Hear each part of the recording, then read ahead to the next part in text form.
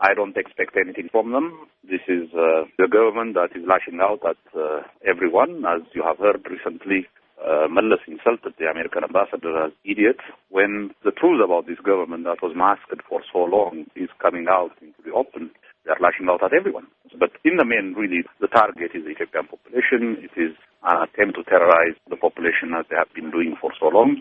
So this is a continuation of that. You are somebody who came from winning an election through democratic means to be now sentenced to death. What is your reaction? You know, one thing that is very revealing about this is, more than anything else, what they are worried and what they are afraid of is that what has transpired in 2005, that the public does not want this government at all.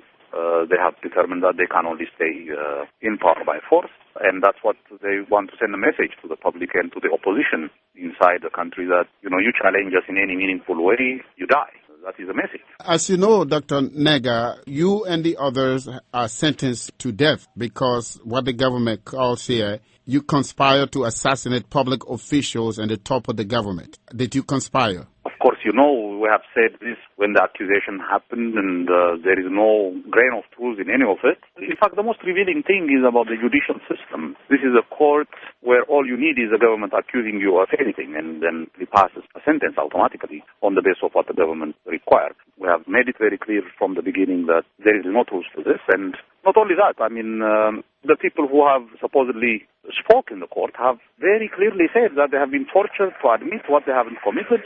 In fact, it is not just an allegation. Some of these people have been shown in court bruised and beaten, and one of them, his eyes even being destroyed by this.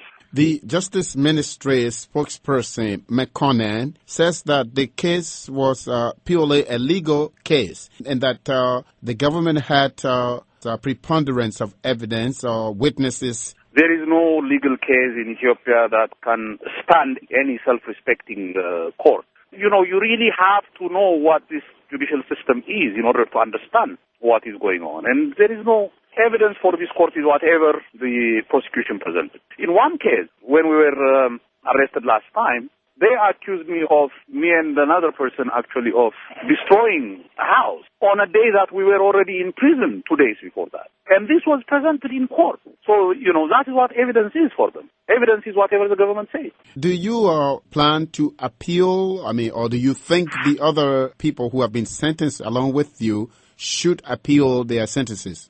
Well, I cannot speak for others, but I can tell you that appeal is something that presumes that there is a judiciary. There is no way that we will appeal to anything in this court. This is a court that has decided on the basis of no evidence.